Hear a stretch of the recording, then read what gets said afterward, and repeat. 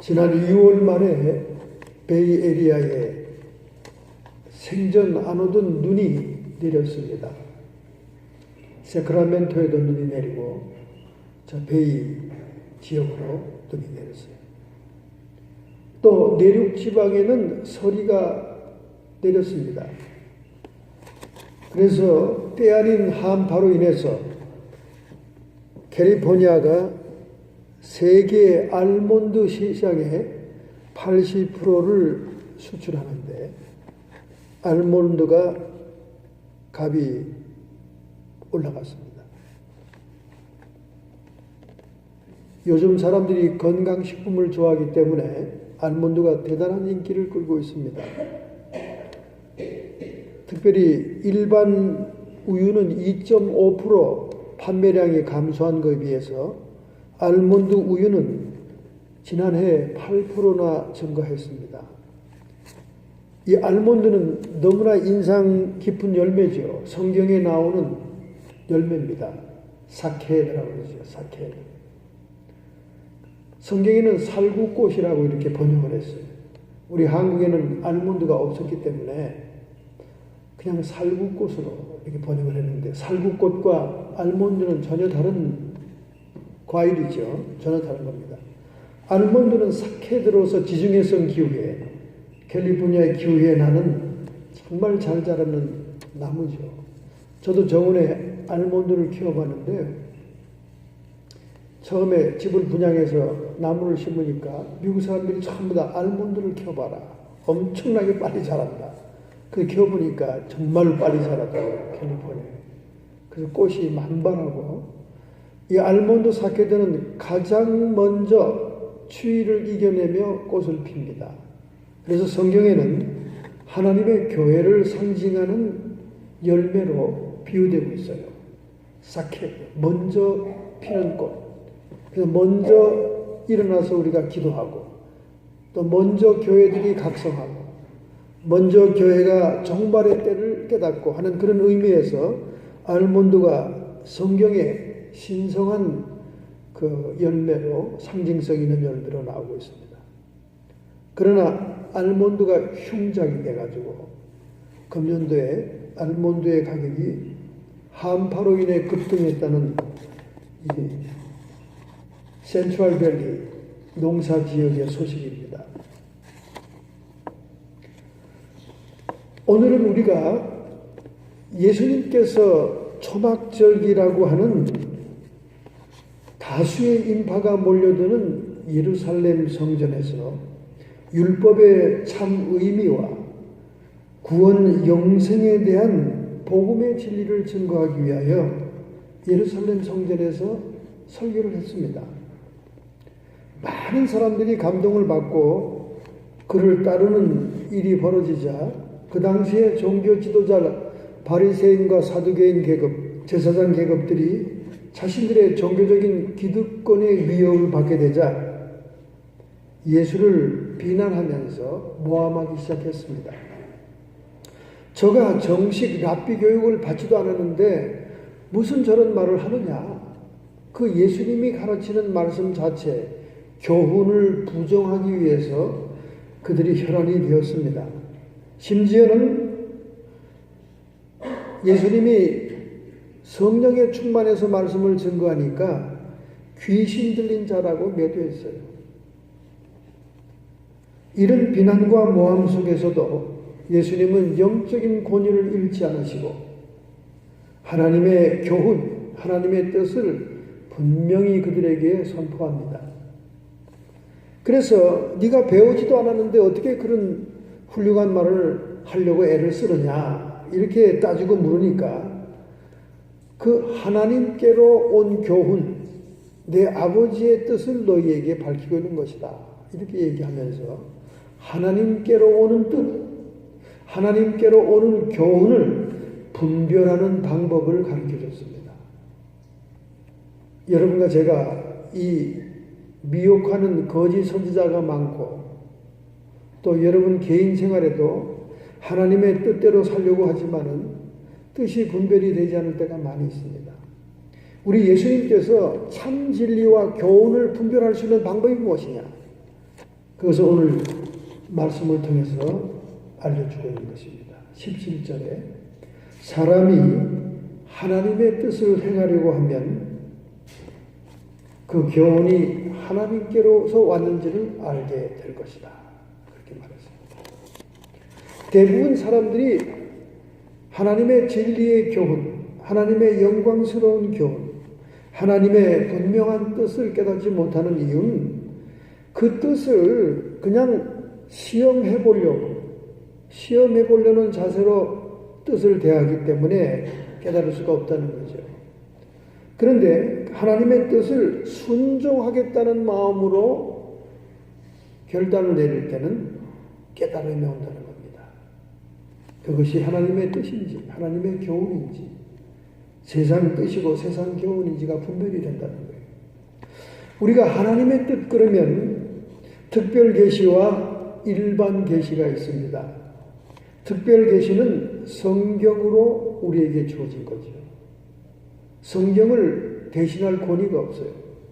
모든 특별 계시의 가장 으뜸 권위는 성경입니다. 다만 우리가 개인적으로 영적인 생활을 하면서 꿈을 꾼다거나 또는 기도 중에 환상을 본다거나 또는 세미한 하나님의 성령의 음성을 듣는 것은 그 절대 권위의 성경을 이해하고 깨닫게 해주기 위한 보조의 수단으로 하나님의 체험을 주는 겁니다. 그럼 일반 계시는 뭐냐? 일반 계시는 환경, 자연 속에 있는 하나님의 섭리를 얘기하는 거예요. 그래서 정확한 복음이 증거되기 전의 시대의 사람들은 하나님이 창조한 환경, 하나님이 창조한 이 모든 세계를 보면서 그들이 일반 계시로도 깨달을 수가 있었다 하는 것이, 그래서 양심재판이라는 그런 사도 바울의 신학이 있죠. 그래서 우리가 하늘나라 이제 가봐야 알겠지만은 어쨌든 그런 비슷한 얘기들이 있습니다. 어쨌든 우리는 성경으로 계시된 특별 계시, 그것이 분명히 하나님의 교훈이고 하나님의 뜻입니다.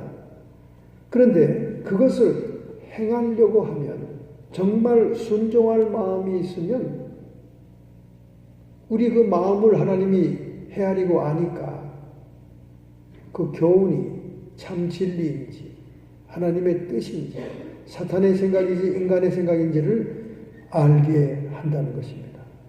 우리의 마음과 뜻을 다하여 순종을 결단하게 될 때 하나님의 뜻을 깨닫게 된다는 거예요. 여러분, 이 지구상에 우리 성경에 나타난 인물 가운데 아마 가장 괴로웠던 사람이 있다면 노아였을 거예요. 노아의 방주를 지는 동안 얼마나 고생을 했겠습니까? 방주의 크기도 그 당시에는 상상할 수 없는 크기의 배였고, 그리고 그 아들 3명과 함께 잣나무를 잘라서 잣나무를 다듬어서 배를 짓고, 나무와 나무 사이는 역청, 땅에서 이렇게 올라오는 그 역청, 아스팔트 역청을 가지고 방부제를 삼았고, 그리고 나중에는 또 짐승들이 다 들어올 때 그 짐승을 방주 안에 넣고 방주 안에서 그들을 먹이고 이렇게 케어했다는 것은 보통 힘든 일이 아닙니다. 그러나 창세기 6장 22절에 노아가 그렇게 하여, 하나님께서 지시한 대로 그렇게 하여 하나님의 명한 것을 다 준행하니라, 순종을 했다는 거죠. 순종을 했어요. 노아의 순종은 정말 당대의 의인이라고 칭찬받을 만한 순종이었어요. 믿음의 조상 아브라함마저도 순종이 부분적이었습니다. 본토, 친척, 아비의 집을 떠나라. 갈대아 우르라고 하는 메소포타미아의 가장 왕성했던 고대 도시, 순금이 많이 유적지에서 나오는 그런 부유한 도시였어요. 갈대아 우르. 근데 갈대아 우르를 떠나래잖아요. 친척하고 같이 가지 말래잖아요. 아비도 떠나래잖아요. 그런데 이 아브라함이 동양 사람인데 인정이 얼마나 많습니까? 아비도 같이 가고, 자기 조카도 롯도 같이 가고 이게 부분적인 순종을 하죠. 부분적인 믿음의 조상 아브라함까지도 노아만큼 그렇게 순종을 못했어요. 철저하게 부분 순종을 했다간 아버지 때문에 결국 하란에서 머물러서 아버지가 돌아가실 때까지 가나안 땅에 못 들어갔죠. 그리고 가나안 땅에 정작 들어가서도 롯이라고 하는 자기의 친척 조카 때문에 목사들끼리 서로 풀밭 가지고 싸우니까 결국은 헤어지게 하잖아요. 하나님께서. 결국은. 그래서 롯은 요단 동편 들을 보니까 푸른 초장에 너무 보기가 좋은 거예요. 거기를 택해서 갔습니다. 근데 아브라함은 자기가 서 있는 동안 완전 자갈밭이었어요. 그때 하나님의 음성이 들렸습니다. 동서남북 좌우를 바라봐라. 이 모든 땅을 너에게 주리라. 당장은 아브라함은 자갈밭에 남겨졌고 롯은 기름진 옥토와 푸른 들판이 있는 쪽으로 갔지만은 그는 결국 소돔 고모라 성에 가게 되어서 나중에는 포로 신소도 되고 멸망하는 소돔성을 떠나 소알성으로 도망가야 되는 신세도 되게 됩니다. 이렇게 믿음의 조상 아브라함까지도 부분적인 순종을 했지만 창세기 6장에 나오는 노아는 철저한 순종의 사람이었어요. 그리고 얼마나 그 산꼭대기에다 배를 짓고 있는 동안 기념비적인 그런 큰 배를 짓는 동안 얼마나 많은 사람들이 방문하면서 얼마나 많은 사람들이 그냥 아니 할아버지 뭐 실성했수 뭐 치매가 왔수 왜 이런 짓을 합니까 막 붙들고 막 일하는 걸 말리니까 노아 이러다가 노아가 됐다는 거 아닙니까? 그죠? 노아 이러지 마라. 하나님 뜻대로. 노아의 뜻은 안식이라는 뜻입니다. 노아의 방주 안에서 안식했다는 거죠. 풍랑이 일고 파도가 흉흉하고 풍파가 와도 그 방주 안에서 안식을 한 거죠. 노아의 이름 대신 안식입니다. 이렇게 철저한 순종의 결단을 할 때는 하나님의 뜻이 분별이 된다는 거예요. 하나님의 교훈을 알 수 있다는 겁니다. 그래서 야고보서 2장 22절 예수님 동생이 기록한 성경이죠. 믿음이 행함과 함께 일하고 행함으로 믿음이 온전케 되었느니라. 여러분 믿음 좋다 뭘 보고 믿음 좋다 그럽니까? 야고보서 2장 22절에 의하면 믿음 좋은 사람은 행함이 반드시 있어야 그 믿음이 온전한 믿음이라는 거예요. 행동이 없고 뭐 수다로만 떨고 입으로만 이론만 얘기하고 막 이렇게 성경 지식만 많은 것은 믿음이 많은 게 아니에요. 진짜 믿음은 행동으로 실천으로 그게 complete 온전해지는 겁니다. 그러니까 행동이 없고 열매가 없는 것은 믿음이 없는 거예요. 믿음이 없는 겁니다. 그래서 항상 믿음 있다가 하다가 자라목처럼 거북이목처럼 쏙 들어갈 때가 있죠. 뭐 특별히 희생 봉사해야 되고 뭐 교회에서 뭘 할 때 자기가 직접 몸으로 뛰어야 될 때는 쏙 들어가는 사람이 있습니다. 믿음이 없는 거죠. 믿음이 없는 거예요. 믿음은 행함과 함께 일하고 행함으로 믿음이 온전케 되었느니라. 믿음이라는 헬라어 원어 피스투스라는 말은 컨티뉴하게 행동이 따라간다는 말이 거기 포함되는 거예요. 그러니까 행함이 없는 믿음은 믿음이 아닌 거죠. 그러므로 우리가 하나님의 뜻을 믿음으로 순종하려고 하고 결단을 내리고 움직일 때 이게 하나님의 뜻이었구나. 이게 하나님의 참 교훈이구나. 이걸 깨닫게 된다는 거예요. 순종하려고 하는 자에게만 하나님이 주시는 보너스가 깨달음이라는 거예요. 깨달음. 그러니까 우리가 얼마나 실제 생활 속에서 실천하는 것이 중요하냐 하는 것을 예수님이 오늘 가르쳐 주신 거예요. 자, 두 번째 18절입니다. 어떻게 우리가 분별하느냐? 스스로 말하는 자는 자기의 영광만을 구하되 보내신 이의 영광을 구하는 자는 참되니 그 속에 불의가 없느니라.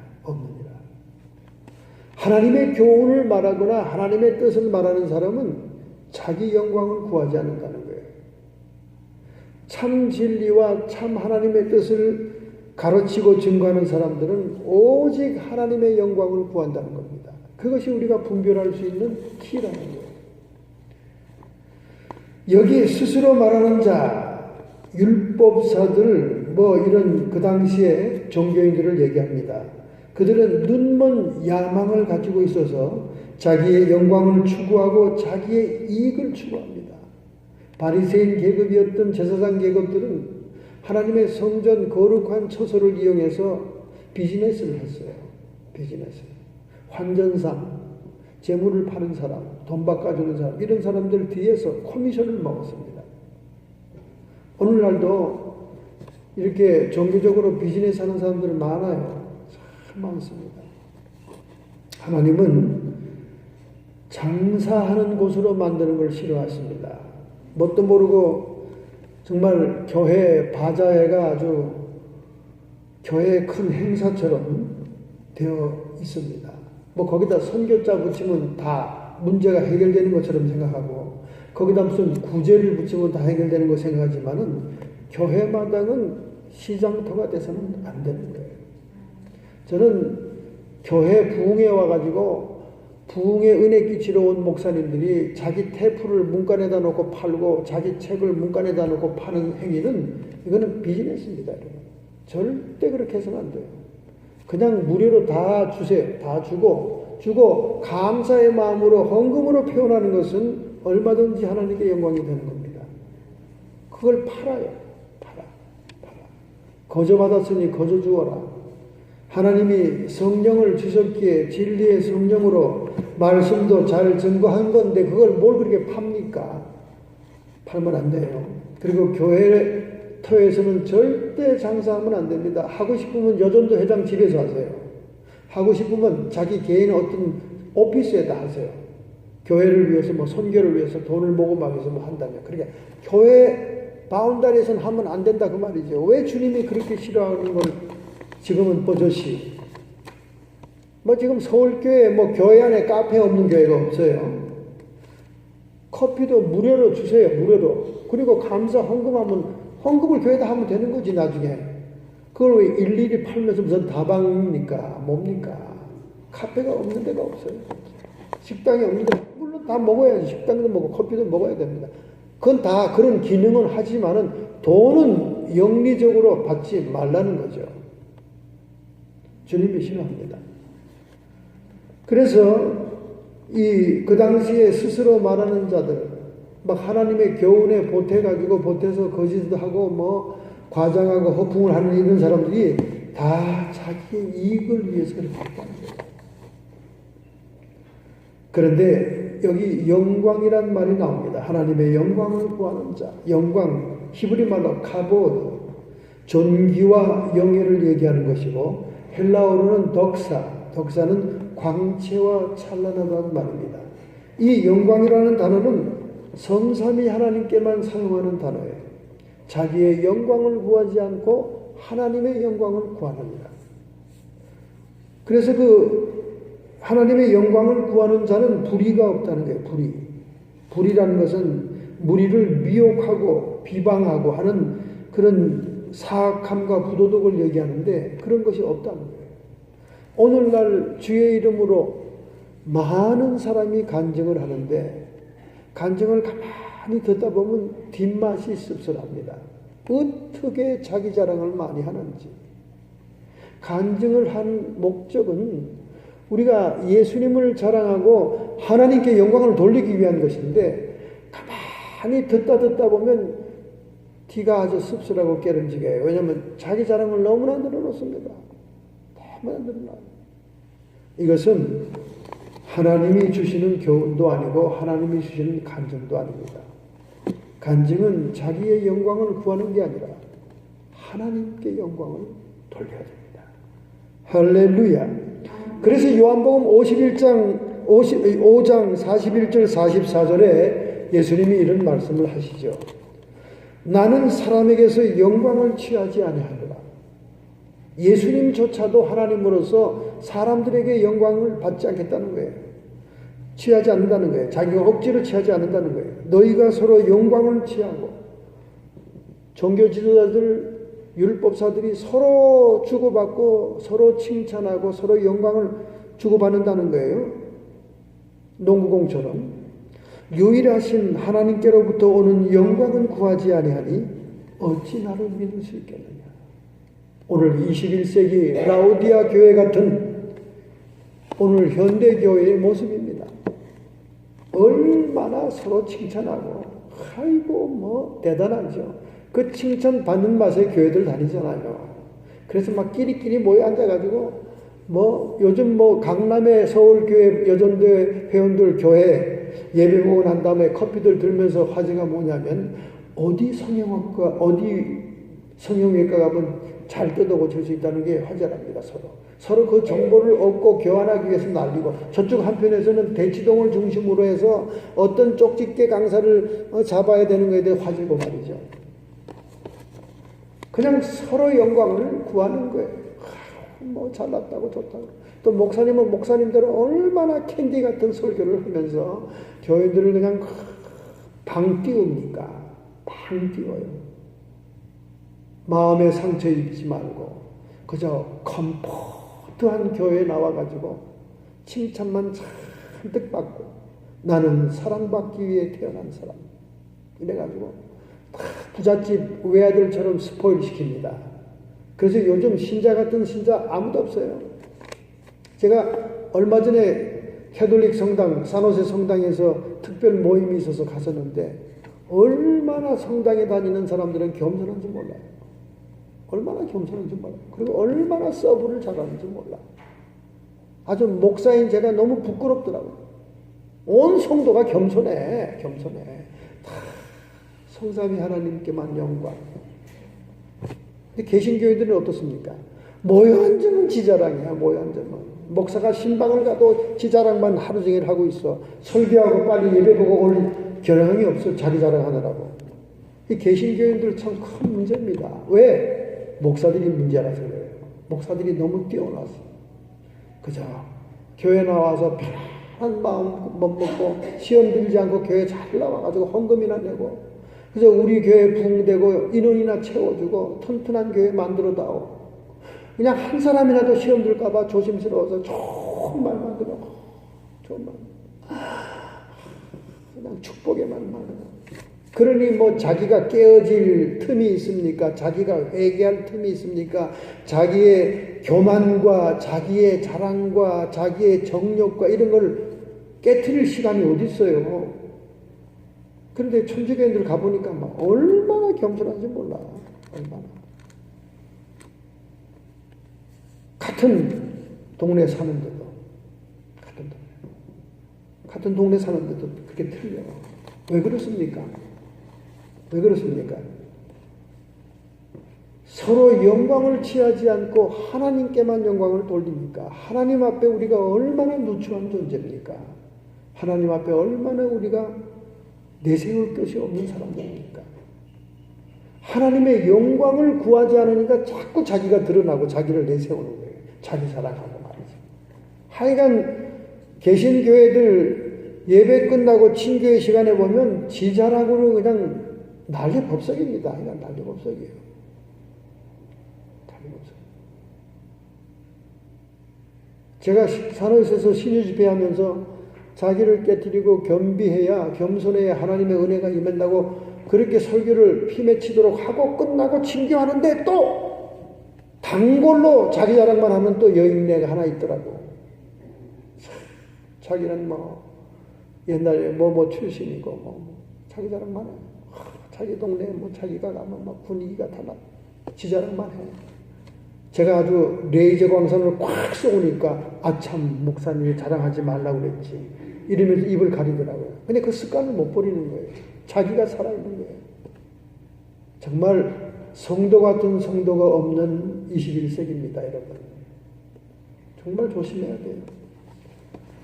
나는 사람에게 영광을 취하지 아니하노라. 너희가 서로 영광을 취하고 유일하신 하나님께로부터 오는 영광을 구하지 아니하니 어찌 나를 믿을 수 있겠느냐. 자기의 돈을 믿고 자기의 지위를 믿고 자기의 미모를 믿고 자기의 것을 믿고 있으니 하나님의 복음의 능력과 하나님 나라의 영광이 임할 기회가 없는 거예요. 정말 우리는 하나님 앞에 겸비해야 됩니다. 그래서 하나님의 교훈과 뜻을 분별하는 것은 간단하다는 거예요. 자기 자랑만 하고 자기만을 증거하면서 영광을 자기에게 돌리는 것은 그건 거짓이고 마귀의 교훈이고, 하나님께 온전히 영광을 돌리는 그것은 참 하나님의 뜻이고 교훈이라는 거예요. 여러분, 마태복음 24장의 종말의 때 미혹하는 자, 거짓 선지자, 사람을 조심해라, 그렇게 얘기합니다. 우리가 분별의 영을 받아야 돼요. 마하트마 간디, 우리가 젊은 날에 굉장히 존경했죠. 그죠? 마하트마 간디. 대머리에 안경 탁 쓰고, 거의 그냥 이렇게 인도의 마하트마 간디를 우리가 얼마나 청소년 시절에 위인전도 많이 읽었습니까? 또 마하트마 간디가 예수 믿는 사람이었다. 이런 별 얘기가 다 있었잖아요. 근데 최근에 마하트마 간디가 미국에 있는 분에게 편지를 한 것이 발견이 됐어요. 밀턴 뉴베리 프란츠에게 자기의 그 마음을, 친분이 있는 분이니까 편지를 보낸 거예요. 그 편지 한 장이 $50,000 가격으로 시장 경매에 나왔습니다. 그런데 그가 여러 많은 편지를 경매장에서 팔렸지만은 이번 편지는 굉장히 중요한 편지라는 거예요. 왜냐하면 마하트마 간디의 신앙이 정말 어떤 신앙이었는지를 자기를 표현한 그런 편지였기 때문에 비로소 우리가 추측과 학설과 풍문으로만 마하트마 간디가 예수 교인이었다 하는 것이 긴지 아닌지가 확인된 편지였습니다. 그는 그 편지에서 이렇게 얘기합니다. 예수는 인류의 위대한 스승 가운데 한 명으로 생각합니다. 내가 그분이 진실로 하나님이라는 것을 느낄 수가 없습니다. 그렇게 편지를 썼어요. 여러분, 마하트마 간디는 인도 사람으로 인도의 다신교인 힌두 교인입니다. 그가 비록 영국에 그런 신학문을 연구하고 공부했지만은, 변호사였지만은 그 힌두교 백그라운드예요. 예수님 믿는 기독교에 약간 접촉을 했겠죠. 그러나 그가 분명히 그 편지에 자기 신앙 고백을 한 거예요.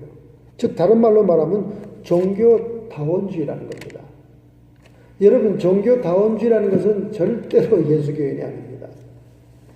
하나님께 갈 수 있는 유일한 분은 예수 그리스도밖에 없어요. 그렇기 때문에 마하트마 간디는 결코 기독교인이라고 볼 수가 없습니다. 이 마하트마 간디의 유품 가운데 여러 유품이 있었어요. 간디의 안경, 시계, 샌들, 식기, 이런 유품들이 경매에서 $180만 팔렸습니다.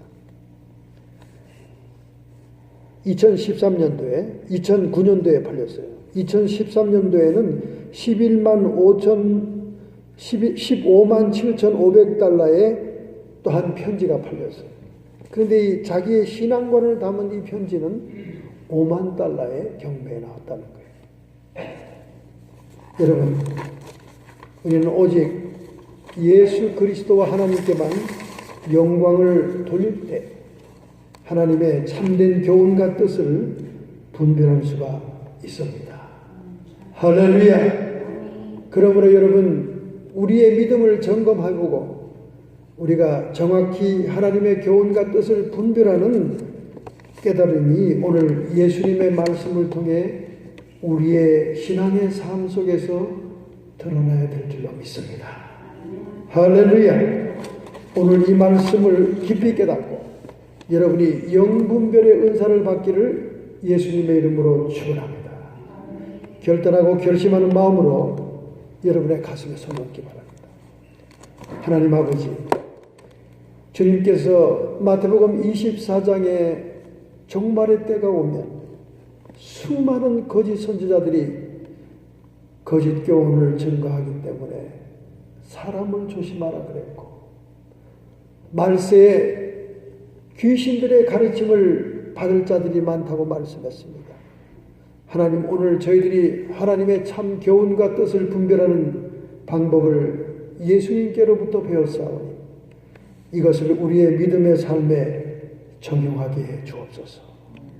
이렇게 결심하고 결단하는 성도들을 주님 피 묻은 손으로 축복한 수에 주시옵시고, 성도의 육체와 정신에 역사하는 모든 질병들은 예수님의 피권세로 치료함을 받을지어다. 끊임없이 우리를 미혹하며 흔들며 우리를 회방하는 모든 악한 사탄 귀신의 세력들아, 예수님께서 십자가에서 정사와 권세를 벗어버려 승리하셨으니 이 시간 우리의 주변에서 쫓김받고 떠나갈지어다, 물러갈지어다. 오직 성령 안에서 의와 평강과 희락을 누리므로 복음의 능력과 하나님의 나라의 영광이 우리의 개인의 삶 속에 임하여 주시옵소서. 예수님의 이름으로 감사하며 축복하며 기도하옵나이다. 아멘.